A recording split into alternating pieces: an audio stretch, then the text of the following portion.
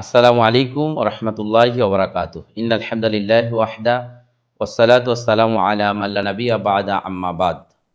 প্রশংসা আল্লাহ সুবহানাহু ওয়া তাআলার জন্য, আলহামদুলিল্লাহ। দরুদ ও সালাম বর্ষিত হোক রাসূলের প্রতি সাল্লাল্লাহু আলাইহি ওয়াসাল্লাম। ইউনাইট টিভির পক্ষ থেকে সকলকে আন্তরিক শুভেচ্ছা ও অভিনন্দন, মোবারকবাদ। সম্মানিত দর্শক ও শ্রোতামণ্ডলী, আপনারা দেখছেন মাসায়েলে কুরবানি অনুষ্ঠান। গত পর্বে আলোচনা করা হয়েছে ইব্রাহিম আলাইহিস সালামের বিভিন্ন পরীক্ষাগুলো। আমরা এ পর্বে আলোচনা করব বাইতুল্লাহ নির্মাণ। ইব্রাহিম আলাইহিস সালাম এবং তার সন্তান ইসমাইল আলাইহিস সালাম পিতা এবং পুত্র মিলে কাবাঘর নির্মাণ করেছিলেন। এখান থেকে আমরা শিক্ষণীয় অনেক বিষয় রয়েছে, যে পিতার পুত্রের কত গভীর সম্পর্ক হলে পিতা আর পুত্র একসাথে কাবাঘর নির্মাণ করেন। যেমন আপনি আপনার সন্তানকে নিয়ে কোনো কাজ করছেন, আপনার বাড়ি নির্মাণ করছেন বা মাঠে কাজ করছেন, বা যে কোনো কাজে সন্তান তার পিতাকে সহযোগিতা করবে, এটাই যুগ যুগ ধরে চলে আসতেছে। এবং আমাদেরকে শিক্ষা নিতে হবে যে ইব্রাহিম আলাইহিস সালাম তার সন্তান, পিতা এবং পুত্র একসাথে মিলিত হয়ে ভালো কাজে অংশগ্রহণ করবেন। কিন্তু দেখা যায় সমাজে তা হয় না। সমাজে দেখা যায় কিছু মানুষ যারা তারা পিতার সাথে একসাথে কাজ করে না, বা পিতার সাথে একসাথে চলাফেরা করে না, পিতার সাথে থাকাকে বিরক্ত মনে করে। আবার অনেকেই আছেন যারা সন্তানকে কাছে রাখা বা সন্তানকে নিয়ে একসাথে কাজ করা, ভালো কাজ করা, ঘর নির্মাণ করা, মাঠে কাজ করা, এসব কাজগুলো অনেকে বিরক্ত মনে করেন। কিন্তু না, আমরা ইব্রাহিম আলাইহিস সালামের ঘটনা থেকে জানতে পারি যে পিতা এবং পুত্রের সম্পর্ক হবে অনেক গভীর। পিতা এবং পুত্র একসাথে কাজ করবে, এটা আমরা ইব্রাহিম আলাইহিস সালামের এবং ইসমাইল আলাইহিস সালামের ঘটনা থেকে জানতে পারি। সম্মানিত শ্রোতামণ্ডলী, আমরা কাবাঘর নির্মাণের ইতিহাস আপনাদের সামনে তুলে ধরবো ইনশাআল্লাহ। কাবাঘর প্রথমত ফেরেশতা মণ্ডলী নির্মাণ করেছিলেন। আল্লাহ রাব্বুল আলামিনের নির্দেশে সর্বপ্রথম ফেরেশতা মণ্ডলী কাবাঘর নির্মাণ করেছিলেন। অতঃপর হযরত আদম আলাইহিস সালাতু ওয়াস সালাম পুনর্নির্মাণ করেন জিবরাইল আলাইহিস সালামের ইঙ্গিত মতে। অর্থাৎ পরবর্তীতে প্রথমত ফেরেশতা মণ্ডলী করেছিলেন, এর পরবর্তীতে এসে আদম আলাইহিস সালাম করেছিলেন জিবরাইল আলাইহিস সালামের ইঙ্গিত মতো। অর্থাৎ জিবরাইল আলাইহিস সালাম যেখানে দেখেছিলেন, যেখানে কাবাঘর, সেখানে নির্মাণ করেছিলেন। অতঃপর নূহ আলাইহিস সালামের তুফান, আপনারা জানি যে নূহ আলাইহিস সালামের সেই প্লাবন হয়েছিল। সেই তুফানের সময় বায়তুল্লাহর প্রাচীর নষ্ট হয়ে গেলেও ভিত্তি আগের মতোই থেকে যায়। অর্থাৎ আদম আলাইহিস সালাম যেই ভিত্তি দিয়েছিলেন, সেই ভিত্তিটা ওই রকমই ছিল, কিন্তু তার প্রাচীরগুলো নষ্ট হয়ে গিয়েছিল। এবং পরবর্তীতে আল্লাহর হুকুমে একই ভিত্তিতে ইব্রাহিম আলাইহিস সালাম তা পুনর্নির্মাণ করেছিলেন। এই নির্মাণকালে ইব্রাহিম আলাইহিস সালাম কেনান থেকে মক্কায় এসে বসবাস করেন। অর্থাৎ অনেকগুলো ঘটনা আমরা ইতিপূর্বে শুনেছি যে ইব্রাহিম আলাইহিস সালাম তার স্ত্রী এবং সন্তানকে রেখে গিয়েছিলেন সেই কাবাঘরের নিকটে। এরপর সেখানে আস্তে আস্তে বসতি গড়ে উঠলে ইব্রাহিম আলাইহিস সালাম সেই কেনান থেকে পুনরায় তিনি ফিরে আসেন, মক্কাতে বসবাস শুরু করেন। ওই সময় মক্কায় বসতি গড়ে উঠেছিল এবং ইসমাইল আলাইহিস সালাম তখন বড় হয়েছেন এবং বাপ বেটা মিলেই কাবাঘর নির্মাণ করেন। আল্লাহর ইচ্ছায় তখন থেকে এখনও পর্যন্ত কাবাগৃহে অবিরত ধারায় হজ ও তাওয়াফ চালু আছে এবং তার উত্তরাধিকার পূর্ণ শান্তি এবং নিরাপত্তা মর্যাদা সহকারে সেখানে বসবাস করে আসছেন।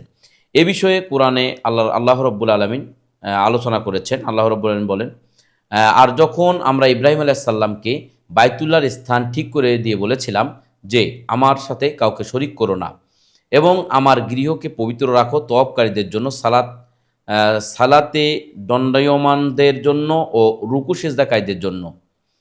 শুধু তাই নয়, আল্লাহ রাব্বুল আলামিন আরও বলেন, আর তুমি মানুষের মধ্য থেকে হজ্জের ঘোষণা জারি করে দাও।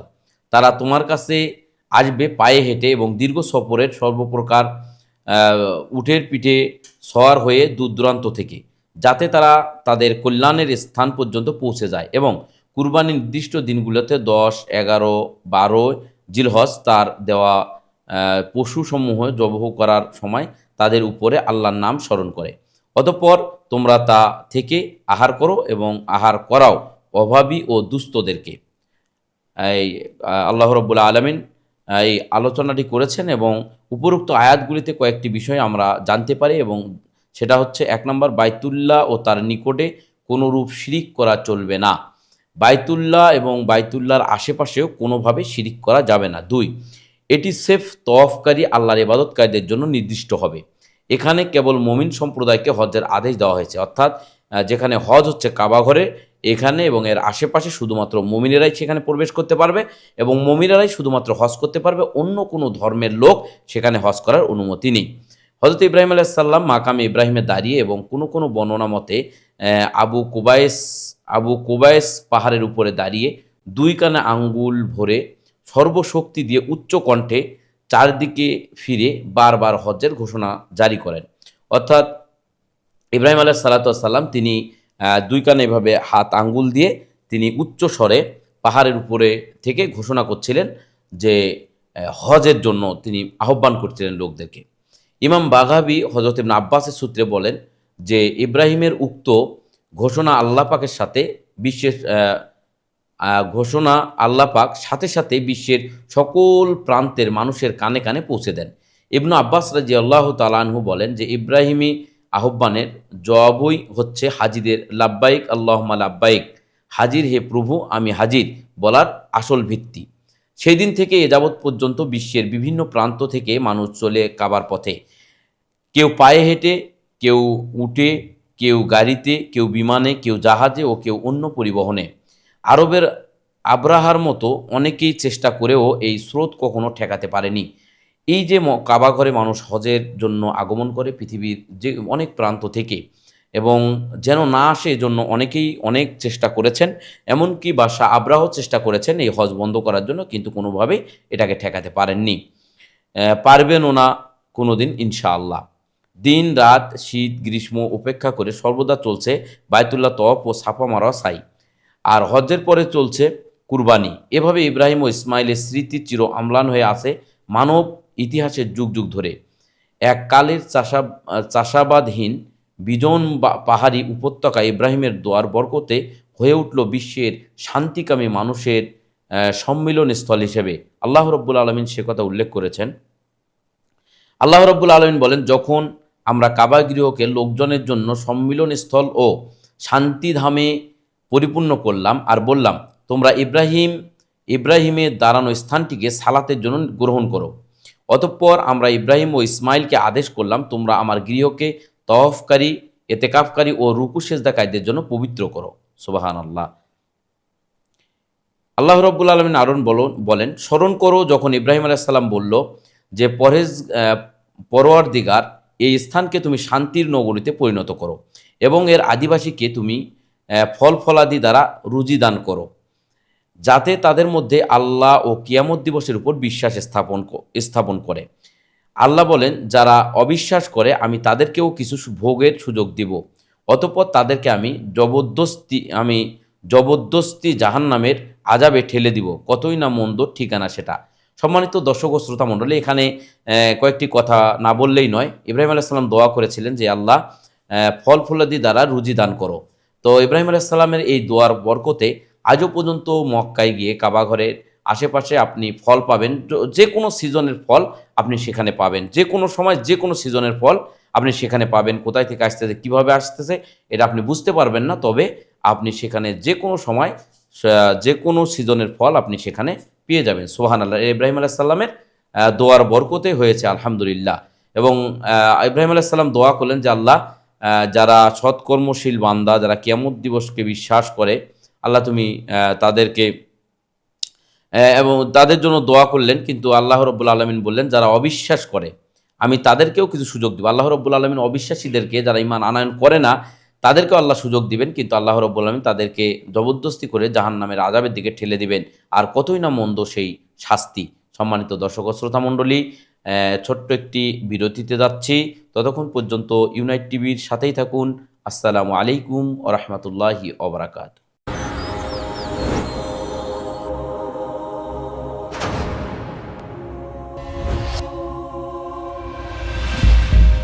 راجعلك يا بلادي الله أكبر الله أكبر ইবাদত করতে হবে বিশুদ্ধভাবে। راجعلك يا بلادي يا أولى من أولادي, কিন্তু কিভাবে?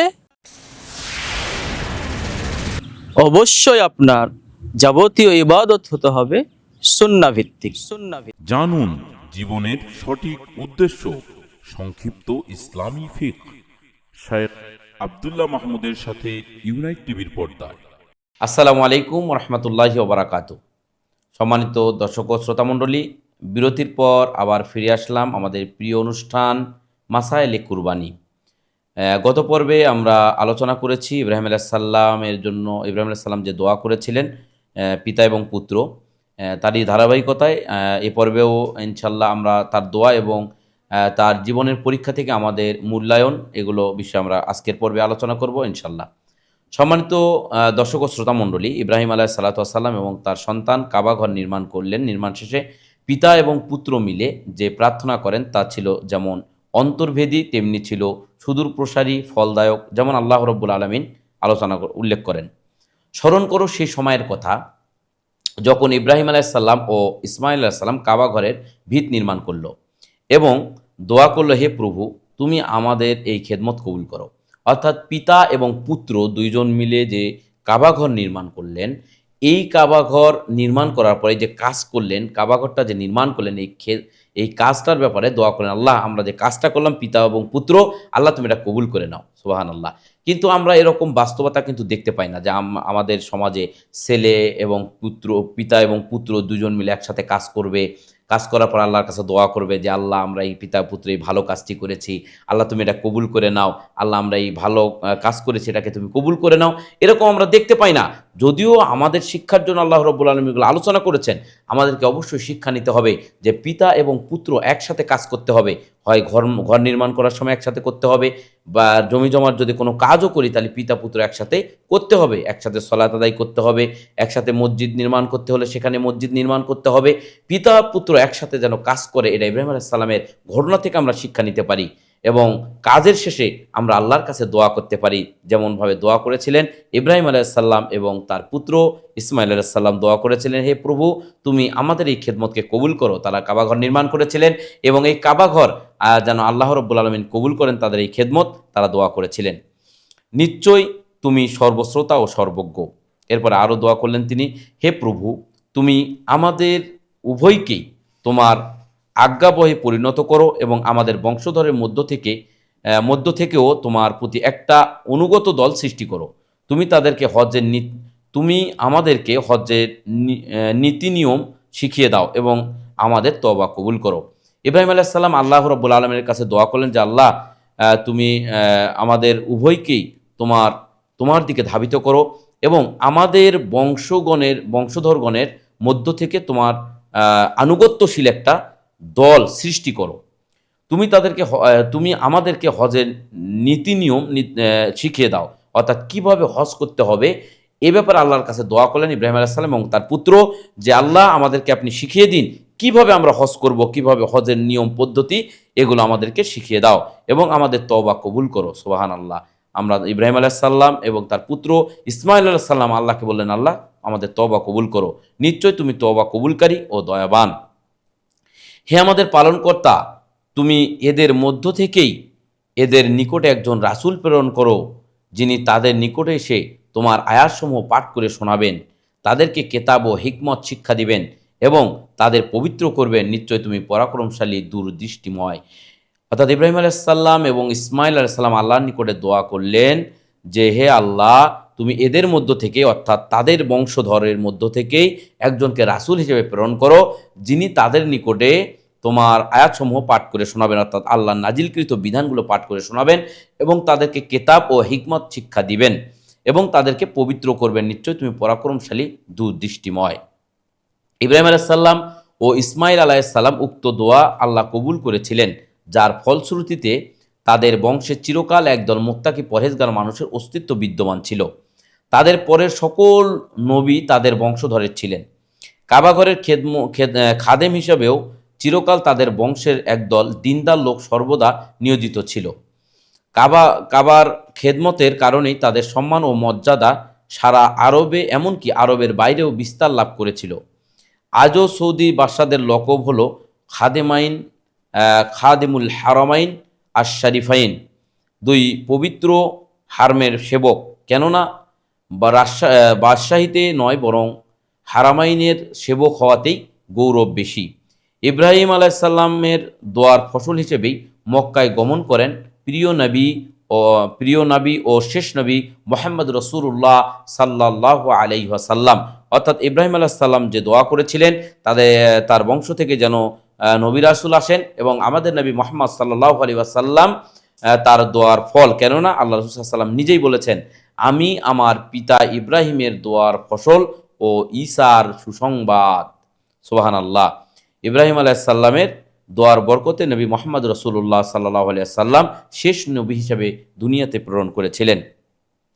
এই মহান নগরীটি সেই ইব্রাহিমের যুগ থেকেই নিরাপদ ও কল্যাণময় নগরী হিসেবে এখন অবধি তার মর্যাদা বজায় রেখেছেন। জাহিলি আরবেরাও সর্বদা একে সম্মান ও মর্যাদার চোখে দেখত।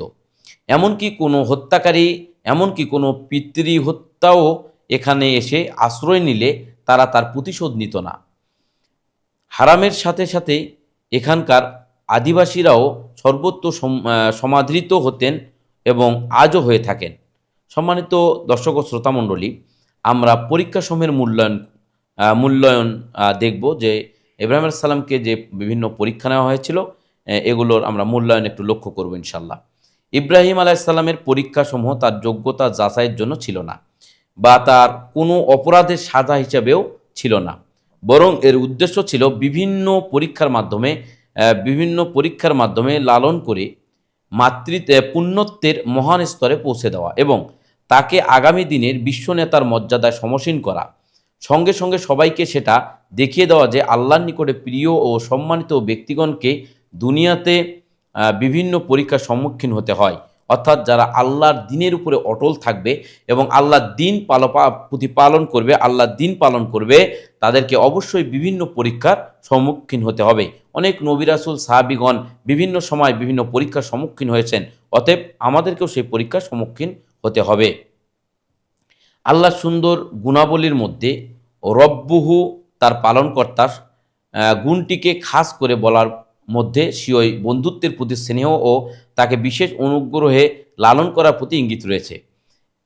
এখনে তার পরীক্ষার সংখ্যা কত ছিল এ বিষয়ে কোরআনে নির্দিষ্টভাবে কিছু উল্লেখ করেনি, কেবল বলেছে বিকালিমাতিন, অনেকগুলি বাণী দ্বারা, অর্থাৎ শরীয়তের বহুবিধ আদেশ ও নিষেধ সমূহ দ্বারা। কালিমাত শব্দটি বিবি মরিয়মের জন্য ব্যবহৃত হয়েছে। সেখানে বলা হয়েছে যে মরিয়ম তার পালনকর্তার বাণীসমূহ সত্যে পরিণত করেছিল।